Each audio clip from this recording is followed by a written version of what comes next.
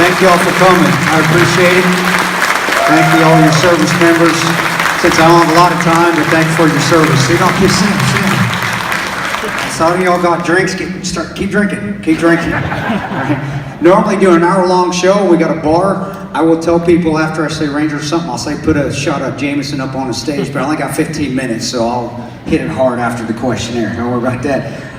Now, what I'm going to do up here, since I can't, I'm trying to really condense. I'm doing the condensed version of 13 hours. So really what I want to hit is the inspirational aspects of it, the honor and the courage and the sacrifice that people really missed. They did. Now, a lot of y'all know the story. You've seen it.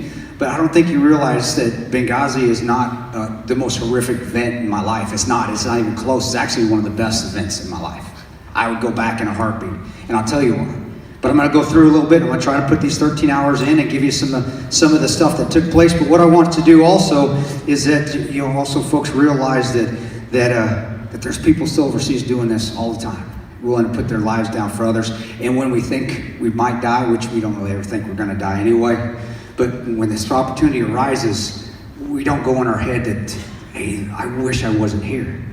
I remember during that timeline on 13 hours, 9/11/2012, 9/12/2012. Now, one time in my head, I think, gosh, this is the worst place I could ever be. I would look up and I say, thank you for letting me be here. Thank you. And this isn't a big old Christian event, it's not. But I'm saying that I want to say thank you for putting me on this earth so I can be in this situation right now. And that's what many of us that go overseas and have been in combat, that's what we're feeling. Especially if you have any Gold Star family members in the audience, I hope that maybe gives you a little bit of closure.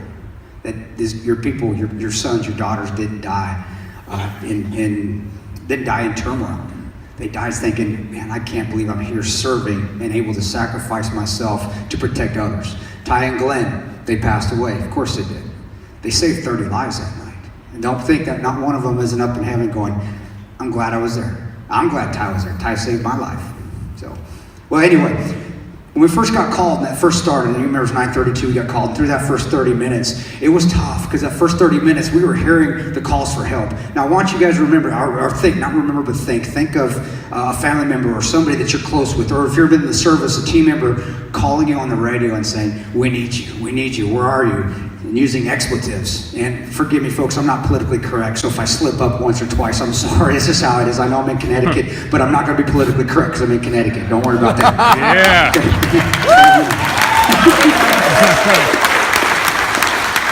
But we're watching that firefight. We're watching the tracers go. And if you haven't seen tracers in a firefight, tracers are rounds that burn. They burn bright, orange and green, depending on the size of the weapon system. You are the man. That's right. Right here, Micah for governor. Right here, that's the man right here. But watching those tracers burn bright, we came out that first, remember, 5 minutes into that firefight, I'm 3/4 mile away, and I'm watching those bullets go. I'm just going, holy crap, this is beautiful. It's gorgeous. You're looking at it going, oh my gosh, and I'll be honest, that's reality TV right there. That Bruce Jenner stuff, keeping up with the Kardashians, that's not reality TV. That stuff's reality TV. You're going, oh my Lord, look at all that. Hold on.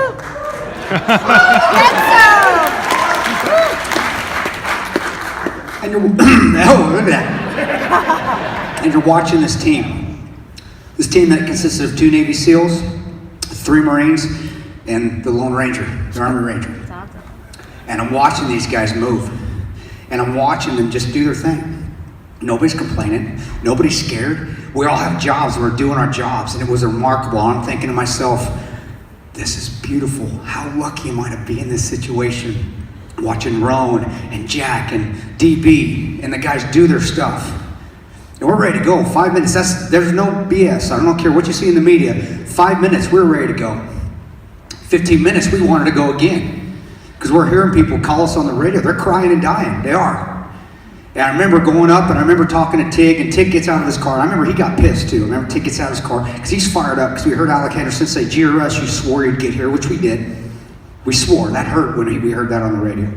And seeing Tig out of his car, going over and arguing with our chief. And our chief, our bureaucratic chief, saying, no, stand down. I don't really give a crap if you believe that stand down order was told or not.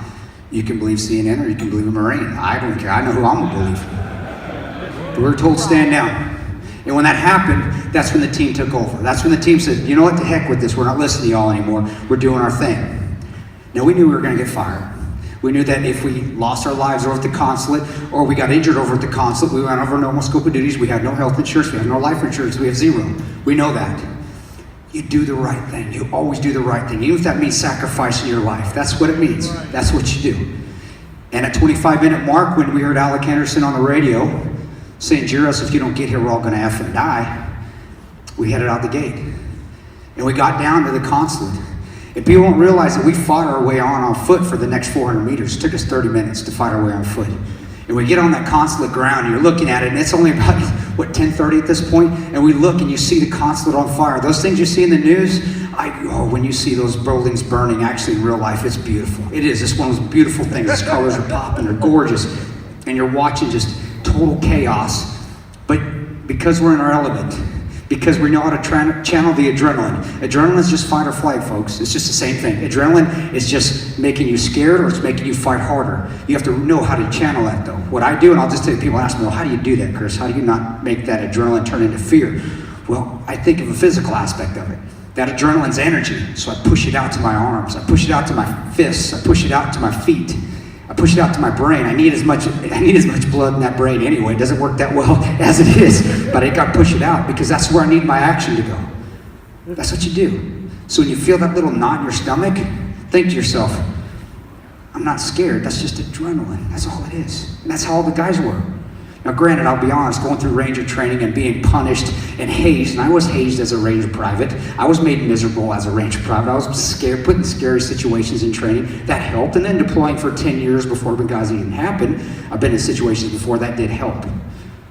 And I don't think that was a coincidence that that night happened after all of us had about 10 years of deploying. A little blessing. But we get on there and we do our thing for the next hour and a half, and we fight off bad guys. We try to find the survivors, and we find one of the, he wouldn't really survive, and he was dead. Find Sean Smith's body, and he's dead. That's hard. That's hard to deal with that obstacle. You deal with it. You look at it, and you're like, oh my God. And you're going to look at him. I remember looking at him, and he's dead. And I remember seeing Jack do something remarkable, because Jack never quit, because he's a Navy SEAL. You don't quit. SEALs don't quit. I make fun of SEALs all the time, but I will go to combat with them because they never give up. Never. And what Jack's doing over this dead body that he's looking at is he's doing chest compressions on it. You know why he's doing that? Because Scott Wickland's going into shock. And any of you guys in the military, the math, when a guy goes into shock or gets injured, or you have a dead person or something happens, it takes 3 people out of the fight, because it takes 3 people to handle that injury. We only got 6 guys. We got a dead guy already. We got a guy going into shock. That's our team. And so what does Jack do? He does those chest compressions, and he looks up at Scott, continually goes, stay with me, man, stay with me. He's over a dead body, and he's actually staying positive, trying to get the other guy to stay positive. That's outstanding. That's the kind of stuff that we do overseas. That's the kind of things that people don't see. It's remarkable that people, and every one of you has that in you. You don't have to go through all that training. You really don't. You just have to be willing to kind of shut down a little bit and say, hey, I'm going to put this other person before my own feelings. You got to. That's how you do it. I just gave you the Cliff Note version of how to become a Navy SEAL right there. And go do some PT. You got to run a little bit this way.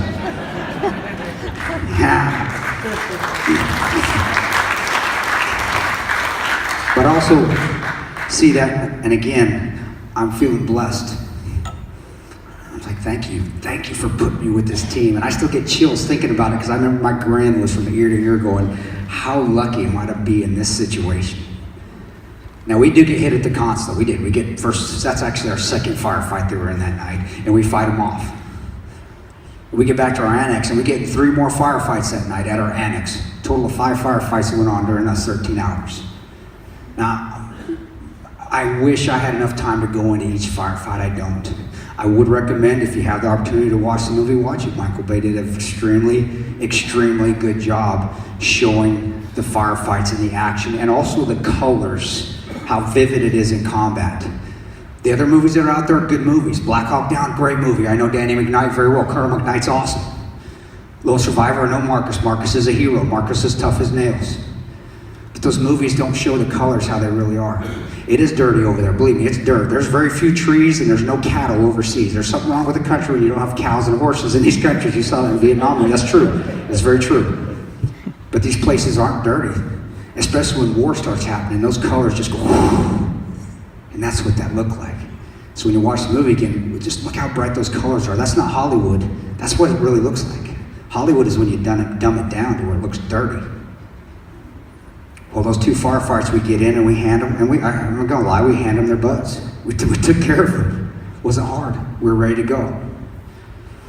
During the last firefight, though, I remember seeing, and this was hard, and it's still hard to talk about, especially when I do the full-on fledged event where I speak for an hour, is I watched my 2 teammates die in front of me from this stage, about from the distance, this stage to the back of that wall, because I'm shooting over their heads, and I watched the mortars fall, and I watched Ty and Glenn get blown up. How do you deal with that? I just watched my teammates I've been fighting with and I've known forever die right in front of my face. And what I see is pixie dust. I see this pixie dust. It looks like Peter Pan pixie dust. And my brain can't figure it out. It's just surreal. But you fight through it. Go through it. Get through it. Never quit. You never give up, ever. In any situation, till the fighting's done, you never give up. And I keep fighting. I don't know where that came from. It just came from somewhere. Staying positive. Well, as the night ends and we see more militia coming towards us, and I'm looking for them and I'm making sure that they're good guys, which is a story within itself, because I didn't know if they were good guys or not. And at the end, if you've watched the movie, you see where I just get so emotional that I start laughing hysterically and then I start crying. That happened, except for the crying part. I didn't cry. Okay, a little bit. But also having faith in your teammates, yourself, and you have faith whatever you want to have faith in. Of course, I wear my cross out, so you know who I have faith in. But a good Christian doesn't say you have to have faith in God. You figure it out for yourself. But have faith in something, folks. There's something out there. And believe me, God has faith in you, believe me, because if he has faith in me and I'm the worst Christian in this room by a mile, he's going to have faith in anybody. But I remember seeing those militias come and just saying, oh my gosh, and seeing how lucky we were. And then even finding out later that militia belonged to Omar Gaddafi. Thinking, wow, God does have a sense of humor, doesn't he? I remember we did get out of there. We got out the next day.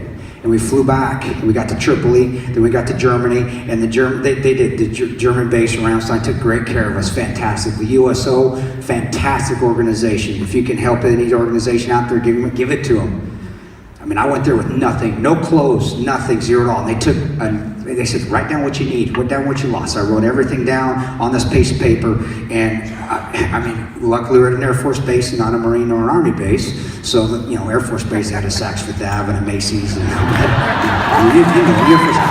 you know. So I got like Nikes and Under Armour and Gucci and all this other stuff. Calvin Klein Under Armour. But without the gesture aside, the Air Force did take extremely, extremely good care of us, and the USO did a great job. Now I think we got, how many, 15 minutes or so? So good? How much longer have I got? A little bit longer? Yeah. They're like, go on, I'm not gonna keep going, because I still want to drink a little bit. I haven't drank anything in about a month, because I've been on the road, so this is my last stop for a couple of days. So, but really, what this is I'm trying to get out, and what I'm trying to tell you folks is, and if you see from how I am, Benghazi is not, it's not something that was awful. It was something to learn from. It was something to learn about never quitting. You never give up. When the chips are down, you keep fighting. You find positives in everything. These last 3 years, 4 years since Benghazi, or actually 5 years and now since speaking, the last 4 years where I have to relive this thing over and over and over, you still find positives out of it. And you can overcome anything that's put in your way as long as you accept that, okay, I know I'm here in this situation. It's okay. I know how to deal with it. All right, that's how we're going to work it out. Let's find that goal. See how we can go straight on and can accomplish this mission or whatever you want to accomplish. But you can overcome. So utilize now 13 hours, no long as like a political agenda, which, don't get me wrong, politics were involved. There were a lot of things that were misconstrued and lied about. I'm not going to say there wasn't. That's not political. That's just a fact. But utilize Benghazi now. If you watch it again and you see it, that every one of you has that courage in you as long as you're willing to overcome and give of yourself and sacrifice. John 15:13, love is the greatness that a man laid down his life for his friend. As long as you're willing to do that, you can accomplish anything in life. Well, I know we got a panel coming up, right? Coming up here soon? All right, we got a panel coming up. Thank you folks for having me in this short little bit here. Thank you for bringing me in. Thanks to you guys, veterans, for all your service. Law enforcement. Thanks again. God bless you.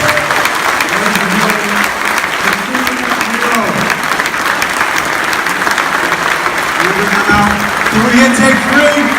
When you're ready, big round of applause. Thank you. Real deal American hero.